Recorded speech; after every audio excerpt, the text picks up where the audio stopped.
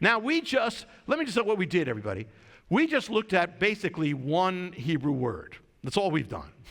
And we got all that out of it. That's one word and with a phrase there, depart sin. That's it. That shows you how rich, how powerful the Bible is. Just that. Just that. Now let's look at another. It says depart, actually that was only one word, it wasn't even two. Depart from evil. Okay. The word for evil there in Hebrew is the word Ra. Say it. Ra. Sounds like an Egyptian god. It also sounds like you're saying Ra, Ra, but it's actually it's one of the words for evil. Now, it's not only the word for evil the way we think, it's also the word of like adversity, conflict as well as conflict and evil the way we think about it, but it can mean and evil. So, for instance, you may have had a lot of conflict in your life. Maybe you doing it, it may be other people, maybe both.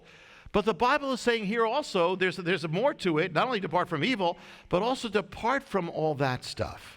Don't live your life replaying and replaying and replaying the conflict that you've had with people or the conflict they had with you. You know, if you're always dwelling, it also means the word here, depart from, which you wouldn't see necessarily in English, but in Hebrew, it also means calamity and trouble. If you're always dwelling on trouble, we know there's trouble on the outside, but if you're always dwelling on it, you're always troubled by it, and you're doubling your trouble. You're going to end up dwelling on evil. And the weird thing is that the more you dwell on what's wrong, even in the world, and even the more you're going to actually fall into sin. The way one of the things going to sound strange, and this actually going to dovetail with spiritual warfare on Sunday when we get into Acts, but one of the ways of dealing with it is not dealing with it. In other words, stop worrying about it. The Bible says stop. Stop trying to figure it all out. Stop dwelling on all the bad and junk in your life that people have done or that's happened in your past. It doesn't matter. God has not done that to you. And the only thing that matters in the end is what God has done to you. And I've shared this, but you know, if you are in God, you are not ever a victim.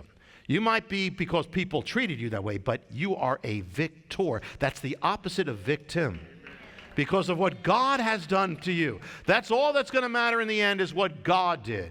If you're focusing on what they did, you're treating them like God. They're the final reality. It's God. That means nothing in the end. No matter what they did, it might have been bad, it might have been terrible. We understand that, but God is much bigger than that.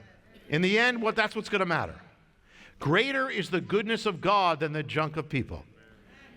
Move ahead.